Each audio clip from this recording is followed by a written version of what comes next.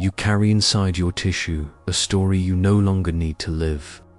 There is a pain that insists, locked jaw, constant grip at the plexus, a hip that never yields, and it may not be yours. In minutes, you'll learn how 3 guided touches, slow and precise, can dissolve inherited imprints held in the fascia, returning your body to its own axis, like a compass finding north. Fascia is the bridging tissue, a living web that keeps protection reflexes active even decades after the threat has ended, quietly limiting movement, emotion, and presence, as if bracing for weather long past. When you understand where these threads of tension begin and where they spread, symptoms that seemed fixed become malleable, like metal warming in the forge. Those who cannot locate the exact point where pain is glued will keep carrying what never belonged to them, repeating patterns from those who lived before, echo upon echo. What is about to be revealed appears nowhere else with this clarity and the chance to reclaim your body as your own territory, with borders felt and honored, is here, now, waiting for your hands and breath. This record does not live in conscious memory. It lives in your body's geometry, quietly mapping angles and lines into habits. Fascia is a continuous sensitive web that envelops muscles, organs, and bones. When defense becomes chronic, it shrinks, adheres, binds, limits. What began as protection turns into prison, a contraction that won't release, a posture that won't yield, a breath that won't descend, like weather that never clears. Inherited traumas take root like this, not as narrative, but as a physical pattern transmitted by those who came before, passed through stance, touch, and breath. In hermetic thought, form follows vibration, and sound organizes shape. Ancient tension keeps vibrating in the tissue even when the threat has been gone for generations, humming across bloodlines. Your body keeps alive a response that saved someone, perhaps you, perhaps someone you never met, like an ember guarded under ash. But here is the promise. When you unglue the record from the tissue and signal safety to the system, the transformation is measurable, plain as breath and pulse. Spontaneous sighs, salivation, gentle warmth, trembling that softens, a breath that finally reaches the lower belly and spreads. The nervous system downshifts, eyes moisten, the jaw unclenches, and space returns to the ribs. What you're about to learn does not require reliving the story, nor confession, nor excavation. It asks instead that we deactivate the code imprinted in the fascia, a quiet rewrite, and that happens through 3 specific pathways of contact and orientation that, once released, return the body to present time, to the ground under your feet. The hidden root of this change lies deeper than any technique, beneath method, beneath narrative, in the simple recognition of safety felt from the inside. That is where we're going next. Body alchemy traditions in ancient Egypt and tantric systems mapped fascia as a medium of transmutation, the living seam, where what the soul did not process remains held until released through the somatic path. These teachings were not symbolic. They were physiological, drawn from breath, pulse, and the way tissue yields under a wise hand. The body stores what cannot be said, and ungluing the record in the tissue allows trapped emotion to finally move, like a river freed from a dam. What seemed mystical was applied knowledge about living matter, a precise art of changing pressure, angle, and attention, so the body remembers its flow. Modern epigenetics shows that states of threat can be transmitted across generations, not as narrative memory, but as a response pattern inscribed in the nervous system, toggling gene expression without altering DNA. Polyvagal theory explains why the body remains in defense even when reason insists it is safe. The vagus nerve operates like a safety antenna, reading signals from the tissue before any mental interpretation, prioritizing survival over logic. As long as the fascia maintains chronic tension, the brain receives the message of active danger, and the whole system orients to brace. Under prolonged fear, the interstitial gel that permeates fascia stiffens, limiting glide between fibers and trapping the body in a geometry of protection. This is not poetic imagery, it is altered viscosity, activated myofascial contractility, restricted movement where shear is lost and layers seize. Micro-bracing patterns accumulate, dehydrating the ground substance and narrowing the body's available options. When you touch these pathways with precise intention and pacing, the tissue receives a different signal: safety. Mechanoreceptors quiet, the gel softens, warmth returns, and what was stuck begins to release. 3 regions concentrate this inherited tension most intensely, the anchors where ancestral bracing still holds. These are defense portals that jam the flow of energy, emotion, and movement, turning the body into a narrow corridor. These pathways were not chosen at random. They are points of high neural and fascial density, where anatomy meets somatic memory and reflex lives close to the surface. When fascia adheres in these places, the body becomes trapped in a fixed posture of alert. Eyes scanning, breath shallow, operating as if the danger was still present and imminent. Releasing these pathways is deactivating the defense code in the tissue, easing the clamp on the system, and allowing the nervous system to finally read safety to stand down and re-enter present time. The first pathway is in the jaw and the base of the tongue, at the hinges where speech and swallow meet. Here the body holds back the cry that couldn't come out, locks the voice that had to be silenced, and blocks the upper breath before it reaches the throat, a gate kept shut at the floor of the mouth. Chronically contracted supraoids and massetas sustain an invisible break, a bit and bridle on the face, preventing the breath from descending and expression from emerging, trapping words behind the teeth. Every time you swallow a word, clench your teeth in your sleep, or wake to a jaw set like stone, you're feeling this pathway activated, the hyoid riding high and the tongue rooted back. The tension here didn't necessarily begin with you. It may have been inherited from those who had to keep quiet to survive, from those who held fear in the mouth for too long, lips sealed while the heart pounded. The second pathway is in the diaphragm and the costal margin, the vital center where air stalls when fear persists and the body learns to hover between inhale and exhale. This is the territory of the solar plexus, where unprocessed emotions compress organs, limit thoracic expansion, and freeze mid-breath, the sternum subtly singed. When the diaphragm doesn't move fully, its dome held high, its crura braced, the body interprets that it is still under threat, because complete breathing only happens in a state of safety, when the belly can soften and receive. The constant chest tightness, the weight in the stomach, the fatigue that doesn't lift even after rest. All of it signals that the second pathway remains locked. The phrenic message stuck on caution. The fascia around the lower ribs adheres, stiffens, and grips the intercostals, holding the thorax in a fixed defensive position, a cage that won't widen. Viscera lose their gentle slide, the solar plexus smolders, and the breath keeps knocking at the same limit. When this gate releases, warmth spreads under the ribs, the exhale lengthens, and the body reads a new instruction: stand down, soften, descend.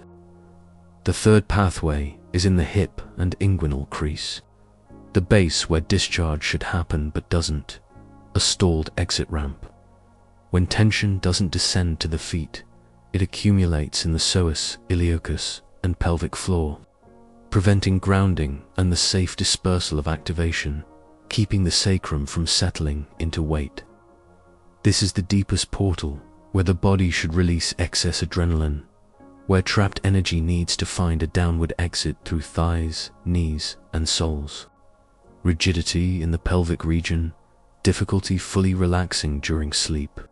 The feeling of always being in the air without being able to land a gait that never quite drops, signs that the third pathway is blocked.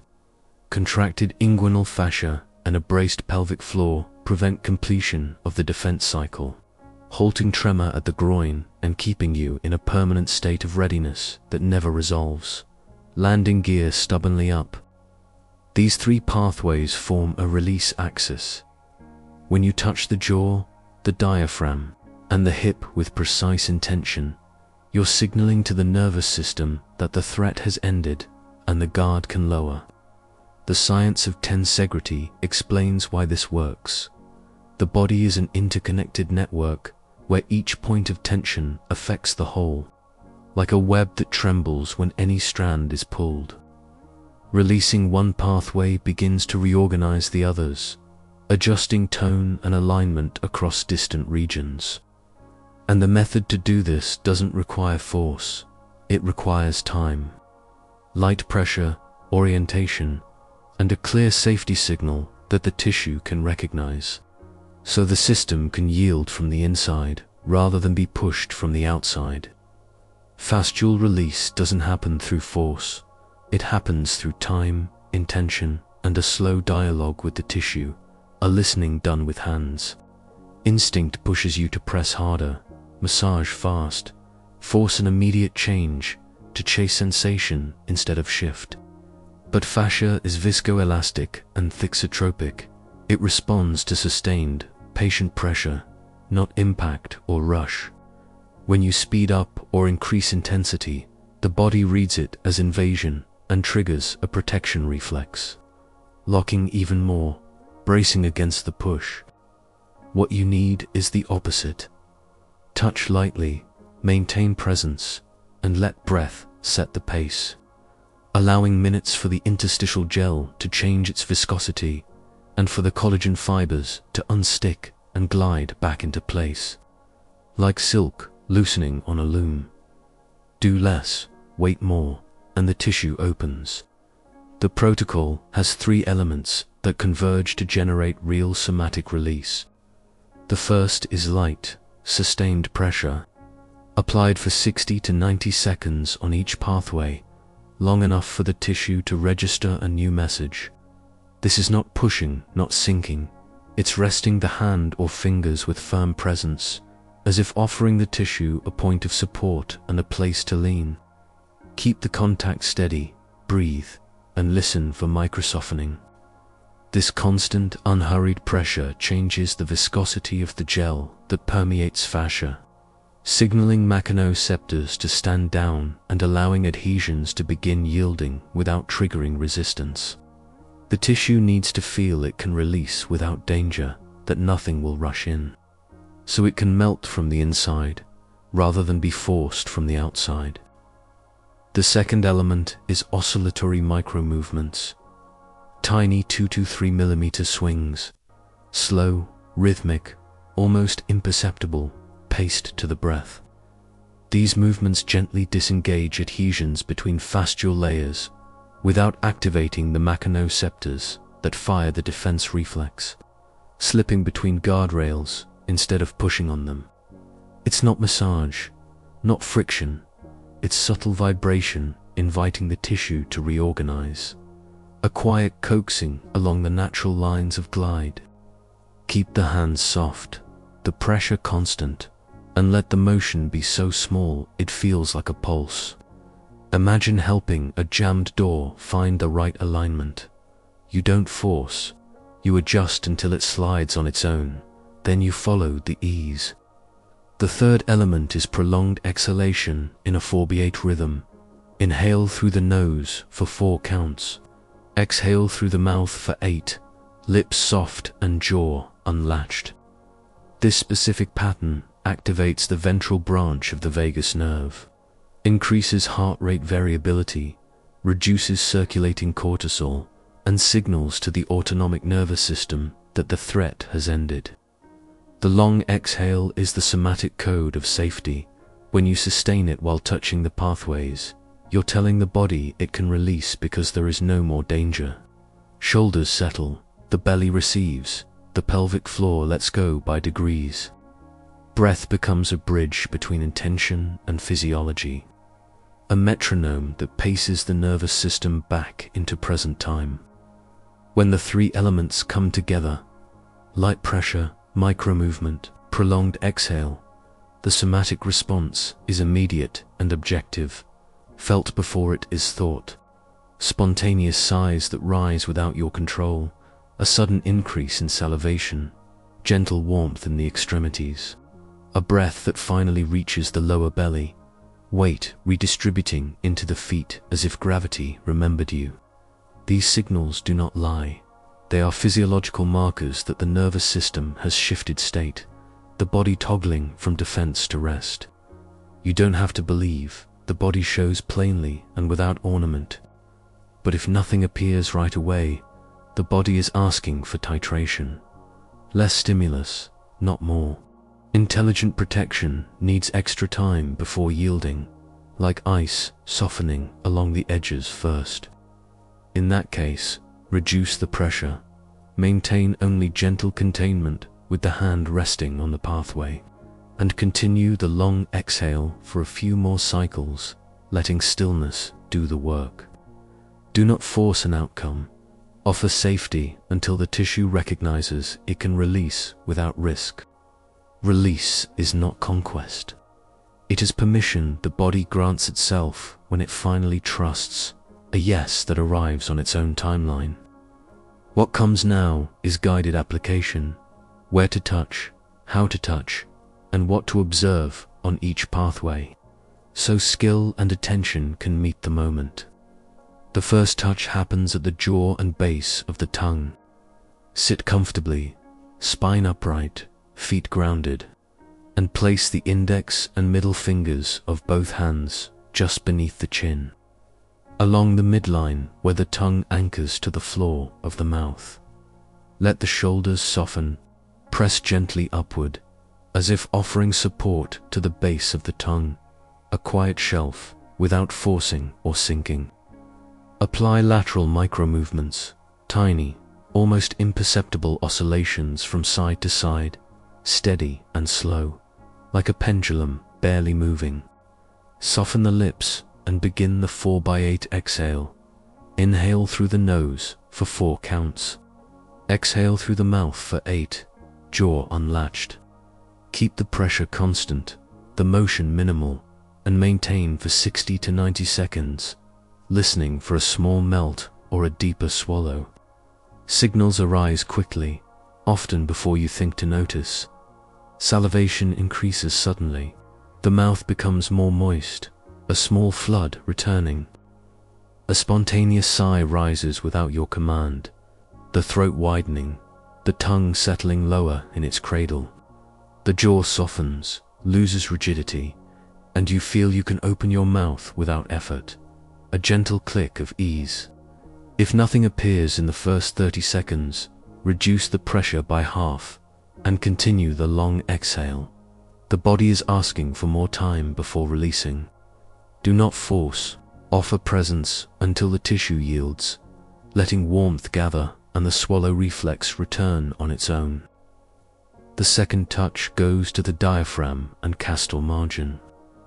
Place open hands along the edges of the lower ribs, fingers pointing downward and slightly inward, as if holding the base of the rib cage in a calm cradle. Keep shoulders soft.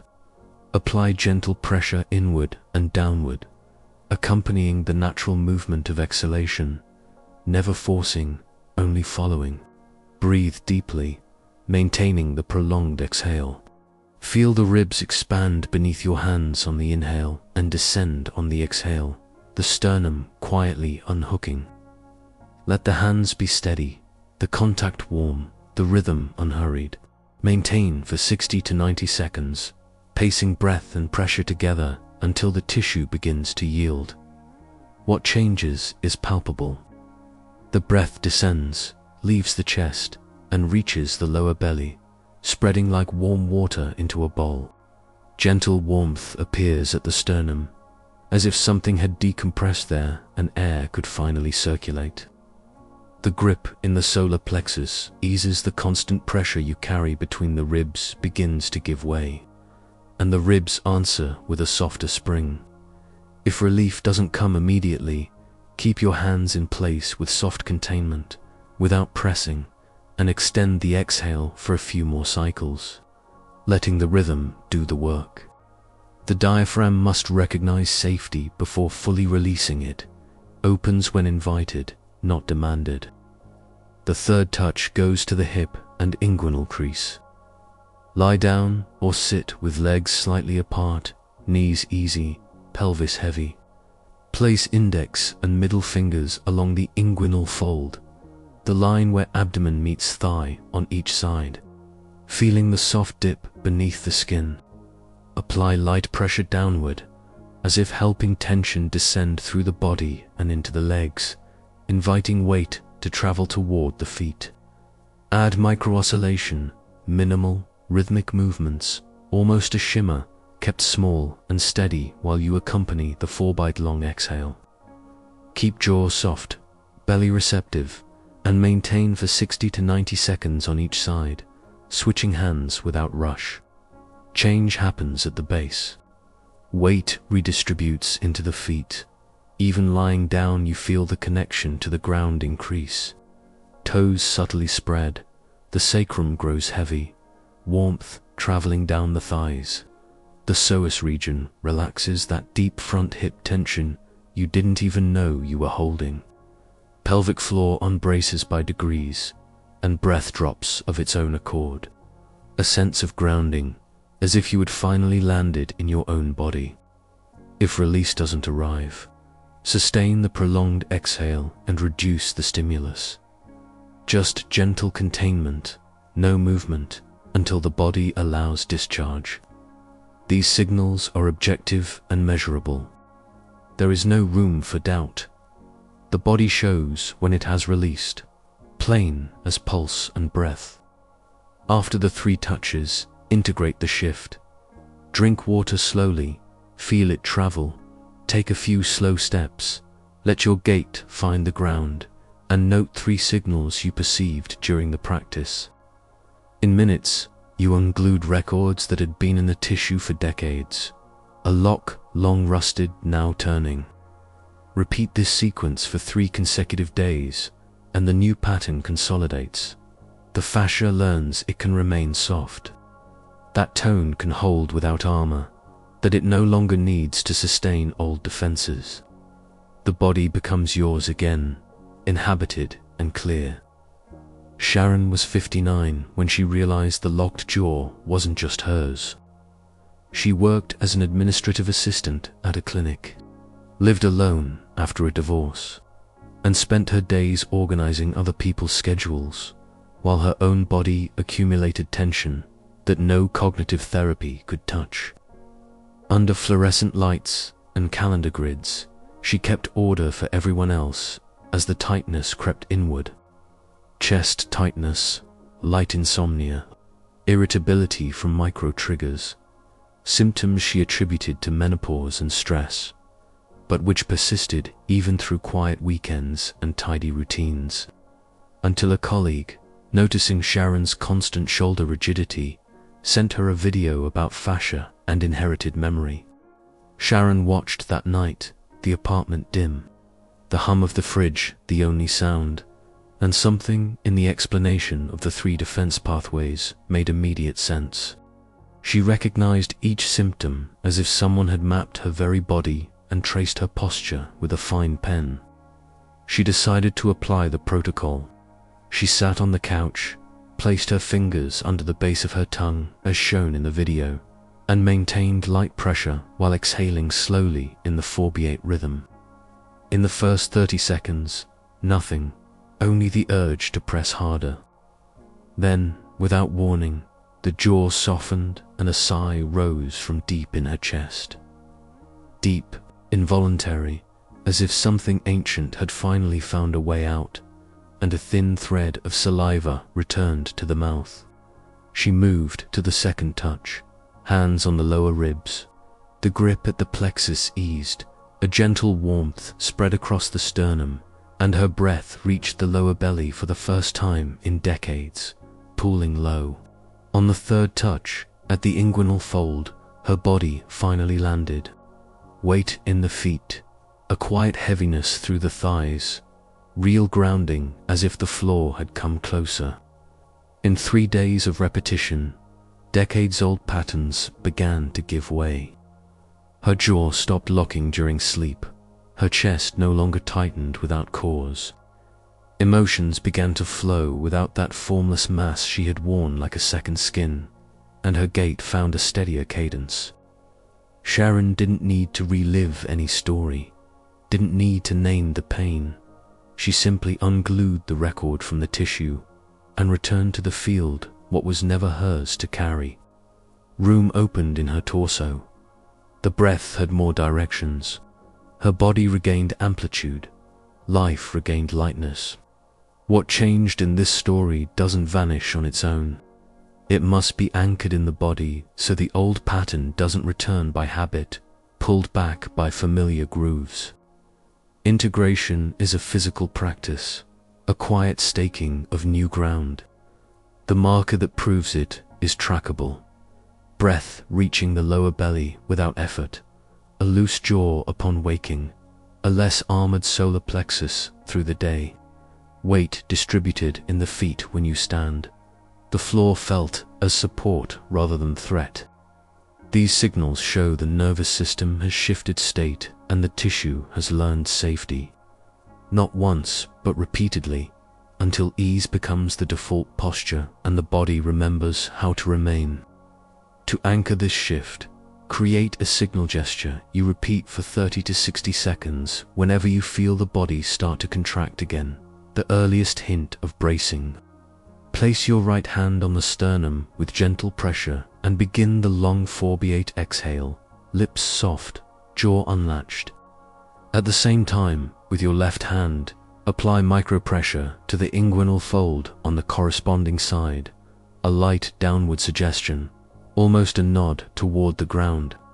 Keep the contact steady, add a barely there oscillation if it feels natural, and let the exhale lead.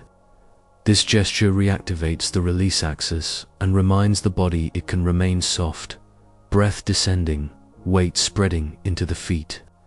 The system reading safety before thought can argue. The return point is simple. When you notice tension returning, stop where you are, plant your feet firmly on the ground, soften your shoulders, and say inwardly, "My body is my territory." Breathe deeply in the forebeat rhythm for 3 cycles, jaw unlatched. This sequence phrase, breath, posture, recovers the state of safety and prevents the tissue from returning to a geometry of defense. It isn't overcoming.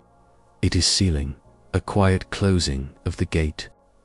Now that the record is unglued and the body anchored, it remains to understand what this means for your whole life. Inherited pain never lived in narrative, it lived in tissue. Glued along pathways you didn't even know were locked, stitched into breath and stance. Releasing fascia is not memory work. It is matter work, a physics. It is ungluing what was imprinted, deactivating the defense code, and returning the body to present time, axis restored.